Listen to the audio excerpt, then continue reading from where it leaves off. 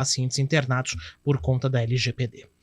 O detalhe desse caso é que o homem não viu o Hospital Mário Gatti como um empecilho para agredir a mulher, né? Então ele, de fato, nem raciocinou que poderia ser impedido ou que era um local onde haveriam outras pessoas. E é chocante quando essas atitudes são registradas. Nós vamos conversar agora sobre este tema com a advogada criminalista Emily Baleiro. Ela fala sobre as mudanças na nova Lei Maria da Penha e como isso pode ou não contribuir para quem é a vítima. Ela já está conectada, quem está pelo YouTube consegue nos assistir. Emily, doutora, obrigada pela sua participação, bom dia. Olá, bom dia, tudo bem? Eu que agradeço pelo convite para falar de um tema tão importante, Carolina. Pois é, nós havíamos agendado essa entrevista contigo, sabendo que sempre temos casos registrando aqui no CBN Campinas, mas não adivinharíamos que nesta segunda-feira teríamos duas tentativas extremamente impressionantes de homens indo ao encontro das mulheres para agredir, e aquele caso aí também que nós registramos do feminicídio em Piracicaba, ou seja, o tema, infelizmente, é recorrente, doutora. É recorrente e os números são muito alarmantes, né? Bastante. Nós temos... Desculpa.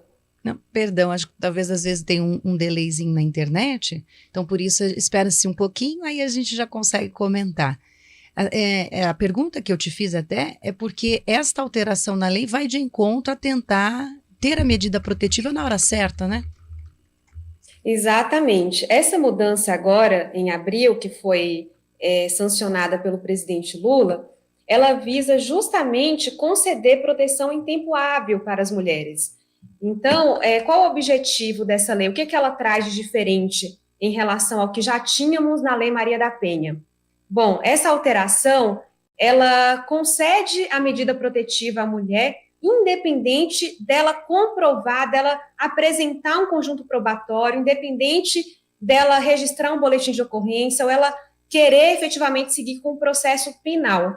Então, é uma medida protetiva que é concedida de forma sumária a partir da solicitação da vítima em relação ao seu agressor. Emily, aqui é o Felipe que está falando, bom dia para você. Bom dia, Felipe. Me fica uma dúvida com relação a isso, que, ok, não precisa mais, independentemente do boletim de ocorrência ou o inquérito policial. Você acredita que isso vá fazer com que o número de medidas protetivas aumentem? Porque a gente sabe que a medida protetiva ela acaba perdendo um pouco da efetividade, até porque não tem um policial para cada mulher, né? E seria impossível também manter isso. Você acha que isso é positivo e isso pode, em alguma forma, fazer com que os homens não se sintam encorajados a cometer esses crimes ou se aproximar das ex-companheiras? Olha, Felipe, a prática é diferente da teoria, né?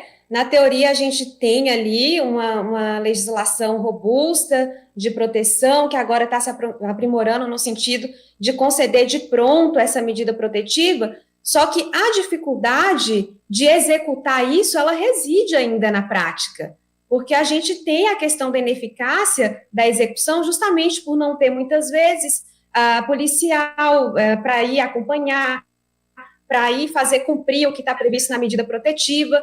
Então, assim, na prática, a gente ainda tem que evoluir muito para além do texto legal, né? A gente tem, sim, a medida protetiva como um avanço, no sentido de não ter que exigir da vítima que tenha que comprovar que ela precisa da medida, de ter que apresentar fotos, vídeos, relatórios, mensagens de WhatsApp. Isso sim vai facilitar para que a mulher consiga pedir de pronto a medida protetiva e não se sinta obrigada a ter que comprovar tudo isso para ter a proteção legal, tá? Mas isso, na prática, não vai mudar a questão da ineficácia da execução, que precisa, sim, de outros elementos para se fazer completo, tá? Uhum. Ter esse documento na prática para a mulher, em que situações ela deve utilizar-se desse documento? Ela deve apresentar, por exemplo, no local de trabalho, para amigos, no condomínio onde mora? Sim, sim. Isso vai facilitar com que a rede de apoio, a rede primária de apoio, que se chama, que são os vizinhos, familiares, amigos, possam acionar a polícia, por exemplo, se houver um descumprimento da medida que também caracteriza crime na Lei Maria da Penha. Então, é importante cientificar, sim, toda essa rede primária da existência de uma medida protetiva para ter esse apoio no sentido de solicitar ajuda quando necessário. Nenhuma das entrevistas que nós fizemos sobre feminicídio aqui no CBN Campinas há alguns meses, nós falávamos com uma pesquisadora da Universidade de Campinas, doutora, com a pesquisadora Mônica Caicedo Roa. Ela é da Faculdade de Ciências Médicas e tem um trabalho, inclusive, com a autópsia dos corpos em 24 casos de crimes contra a mulher que ela trabalhou e investigou entre os anos de 2018 e 2019. Ela fala ali que 30 dias antes dos crimes, pelas entrevistas e o contato com os familiares, foi possível perceber que vários indícios foram dados pelos agressores de que o crime aconteceria. Mas as mulheres não reconhecem o grau de violência ou entendem como comum o ato, e pior, os familiares e também a própria vítima não acredita que a pessoa terá coragem de efetuar o crime. A senhora, como advogada, a senhora também tem detectado esse mesmo tipo de percepção ou falta dela? Com certeza. Tanto que quando a gente fala aqui de medidas extrapenais, né, medidas para além do texto legal, a gente fala também em ações de conscientização para empoderamento dessas mulheres, no sentido de reconhecer que estão no ciclo de violência e conseguir se retirar a tempo desse ciclo de violência. Reconhecer indícios de violências que começam com xingamentos, que começa com humilhação, e aí vai para um ciclo que passa da tensão para a violência, depois para a reconciliação e depois se repete.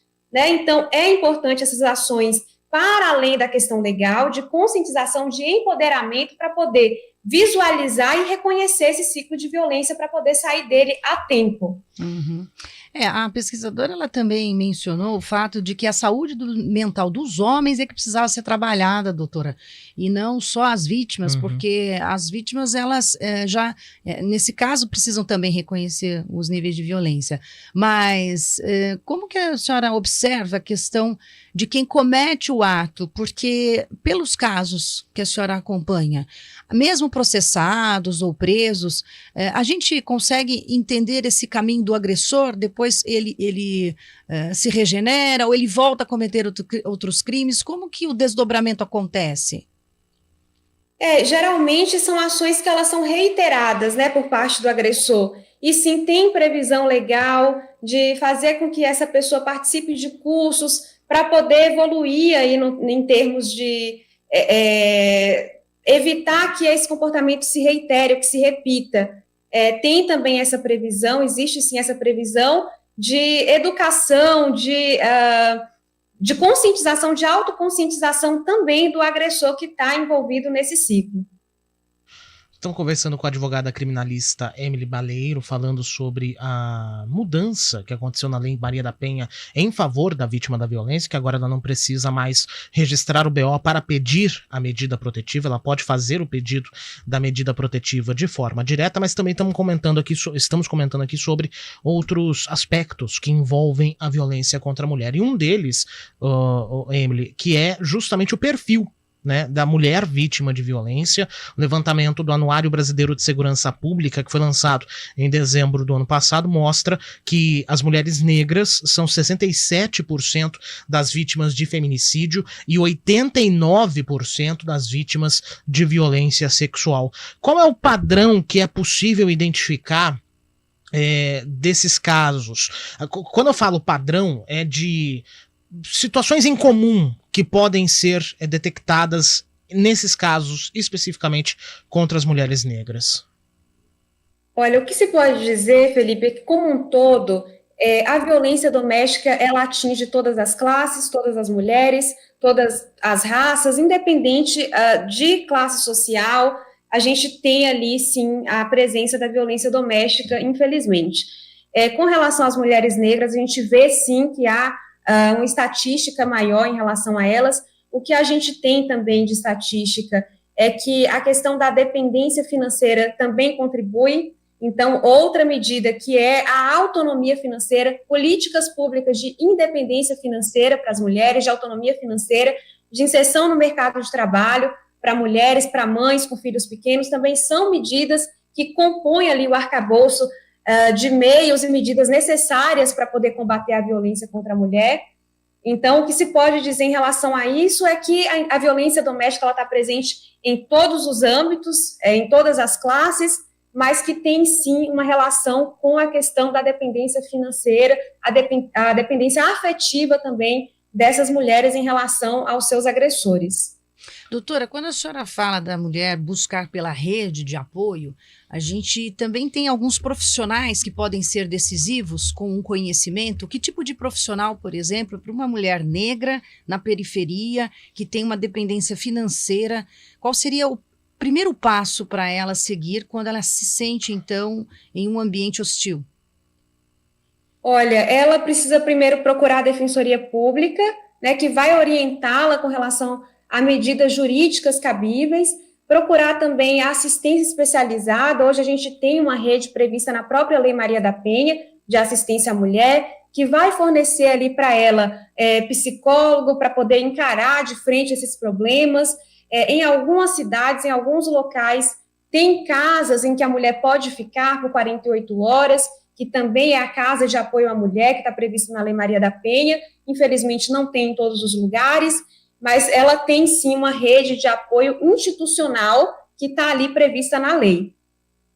Queria só pegar um gancho aqui, aproveitar que a Emily falou sobre a questão da legislação e do apoio às mulheres. Aqui no estado de São Paulo tem uma lei que vale para todo o estado, que as mulheres podem receber auxílio aluguel do governo estadual, né, mulheres vítimas de violência, que aí paga, o valor evidentemente varia, não é? É o chamado aluguel social, benefício para quem não pode voltar ao lar por conta justamente de segurança. Para que a mulher tenha direito ao auxílio, a renda familiar antes da separação precisa ser de até 2 salários mínimos. E aí tem o valor de R$ 1.027. Aliás, esse item foi até vetado, inclusive na sanção do governador. Não tem um limite de valor, mas aí depende de cada situação. Emily, na sua avaliação, se esse programa talvez fosse nacional, essa questão do auxílio fosse nacional, outras formas de auxílio, isso talvez fizesse com que as mulheres passassem a denunciar casos de violência? Eu acredito que seria um ponto fundamental, sim, Felipe, porque daí a gente volta àquela questão da independência financeira, da autonomia financeira, que permite, né, que essa mulher dê um primeiro passo para poder sair desse ciclo, sim. Principalmente quando a gente fala de mulheres que têm filhos pequenos, que muitas vezes pensam nos filhos antes de tomar uma decisão pensando em si mesma. Pois é. Tá certo. Para que essa decisão seja tomada, Emily, a gente também observa que, ao conversar com terceiros e com outras pessoas, começa a ser um caminho bem mais simples e fácil. Às vezes, alguém que dialogue, alguém que seja um ouvinte ali, também é um recurso importante? Sim, com certeza. Quando a gente fala da rede de apoio, a gente fala dessa rede primária, que são os amigos, os familiares, os vizinhos, e a gente fala da rede secundária, que são as redes institucionais. Então, essa rede primária é extremamente importante para o acolhimento dessa mulher, para poder acolher e direcioná-la, dar algum apoio, orientá-la a procurar ajuda por meio de um atendimento médico, psicológico. Então, essa rede é fundamental, sim. Fazer só mais um adendo aqui, não é? Justamente sobre essas questões dos benefícios e tal. Existe um projeto de lei em tramitação na Câmara dos Deputados desde 2020 e no dia 14 de junho agora aconteceu uma audiência pública para poder debater o projeto que prevê o pagamento de auxílio aluguel à mulher vítima de violência, isso em âmbito nacional. Lembrando que aqui em São Paulo já está aprovado e já está sancionado, mas existe essa premissa aí da votação no projeto. Ainda não tem data da votação do projeto em si, mas existe um projeto em tramitação a nível federal.